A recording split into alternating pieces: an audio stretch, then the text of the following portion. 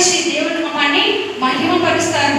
ఒకవేళ ధైర్యమే లేకపోతే నీవు అడుగులు వేయలేవు. ప్రతి దానికి భయపడతావు.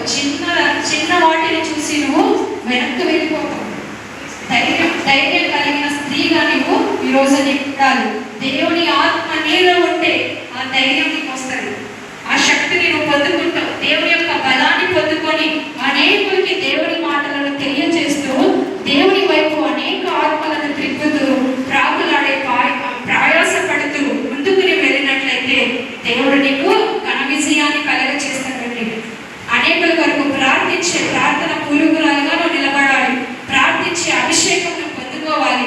ప్రార్థించే గొప్ప ధన్యత, గొప్ప వరము నీలో కలిగి ఉండాలి. దేవుడు ప్రతి ఒక్కరికి ఏదో ఒక తలంతో ఇచ్చే ఉంటాడు. ఆయన నామాన్ని పాటల ద్వారా, ప్రార్థన ద్వారా మీరు మహిమపరుస్తూ ఉండాలి. అలా మహిమపరుస్తూ ఉన్నప్పుడు ఎటువంటి క్రియలు మిమ్మల్ని అడ్డుకున్నా సరే సాతాను యొక్క అపవాది తంత్రములను ఎదిరించే గొప్ప శక్తిని, బలముని పొందుకొని ప్రార్థించి ముందుకు వెళ్ళినట్లయితే దేవుడు